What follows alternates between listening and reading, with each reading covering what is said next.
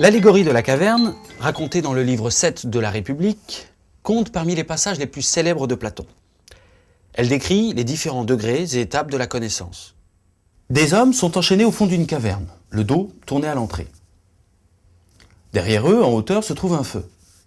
Pour te raconter la suite, je vais reprendre les termes exacts de Platon.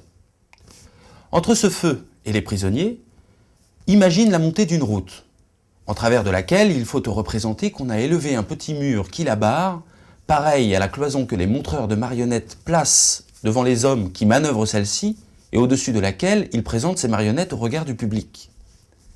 Le long de ce petit mur, voit des hommes qui portent, dépassant le mur, toutes sortes d'objets fabriqués.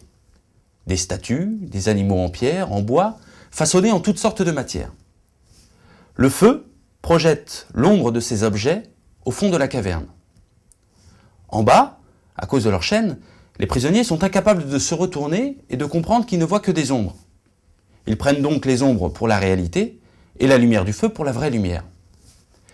Mais un jour, un prisonnier est libéré. On lui brise ses chaînes et on l'oblige à se retourner. Cet homme est d'abord ébloui par la lumière qui vient de l'entrée de la caverne. Ses yeux lui font mal et il n'a qu'une envie, retourner à sa confortable obscurité. Mais il voit d'où viennent les ombres et commence à comprendre qu'il vivait dans un monde d'illusions. Cet homme est ensuite emmené hors de la caverne. Il voit alors les vraies choses illuminées par le vrai soleil. En contemplant le soleil, origine de la vraie lumière, il comprend tout. Il veut retourner dans la caverne, raconter aux autres hommes encore prisonniers ce qu'il a compris, mais personne ne le croira. Les prisonniers de la caverne nous ressemblent. Comme eux, nous prenons ce que nous voyons pour la réalité. Cette allégorie nous invite à changer notre rapport au monde sensible et à entreprendre le cheminement vers la vraie connaissance. L'issue de ce cheminement, le même qu'entreprend le prisonnier de la caverne, est la contemplation de la vérité, symbolisée par le soleil. Cette connaissance supérieure est ce que Platon nomme la connaissance intuitive.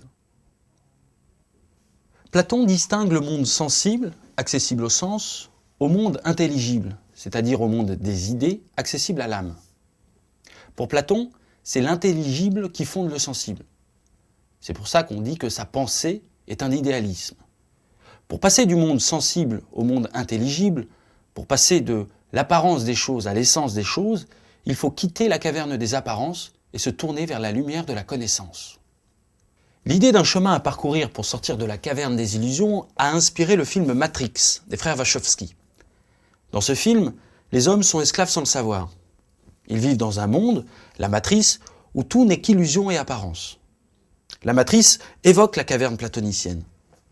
Néo, le personnage principal, parvient à sortir de la matrice et à atteindre un degré de connaissance supérieur.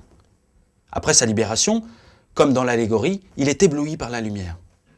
Dans un monde dominé par l'importance des apparences, l'allégorie de la caverne est peut-être plus que jamais une invitation à prendre du recul avec ce qui nous entoure, à aller au fond des choses, sans se limiter uniquement à explorer leur surface.